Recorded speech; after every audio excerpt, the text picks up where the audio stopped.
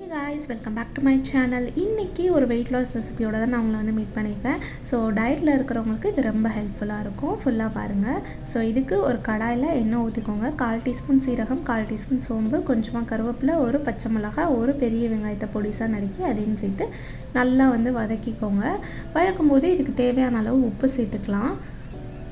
So சேர்த்துட்டு நல்லா வந்து வதக்கிட்டு ஒரு தக்காளி சேர்த்து இது வந்து நல்லா மசிகிற அளவுக்கு வந்து வதக்கணும். இது வதங்கினதுக்கப்புறமா நம்ம மசாலா எல்லாமே வந்து சேர்த்துக்கலாம். 1/4 டீஸ்பூன் சீரகத்தூள், 1/4 டீஸ்பூன் வந்து காஷ்மீரி மிளகாய்த்தூள், 1/4 டீஸ்பூன் கரம் மசாலா சேர்த்துட்டு இதை வந்து எண்ணெய் பிரிகிற அளவுக்கு நல்லா வந்து வதக்கி விட்டுக்கோங்க. அதுக்கப்புறமா ப்ரொக்கோலியை வந்து நான் வந்து நல்ல பொடியாக வந்து கட் பண்ணி வச்சுருக்கேன். ஸோ அதையும் இந்த மசாலாவோடு சேர்த்து நல்லா வந்து மிக்ஸ் பண்ணி விட்டுட்டு ஒரு 5 நிமிஷம் வதக்கிட்டு 5 நிமிஷம் மூடி போட்டு வேக விடுங்க. 5 நிமிஷம் மூடி போட்டு வேக விட்டாலே நல்லாவே வெந்துடும். ஸோ இது வந்து ரொம்ப ஹை ஃப்ளேமில் வச்சு வேக விடாதீங்க, கொஞ்சம் லோ ஃப்ளேமில் வச்சுக்கோங்க.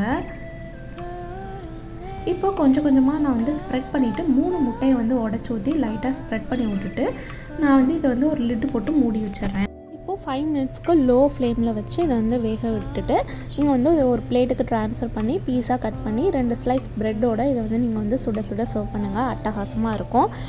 ஆர் நீங்கள் வந்து லஞ்சுக்கு கூட இதை வந்து சைட் டிஷ்ஷாக வந்து எடுத்துக்கலாம்.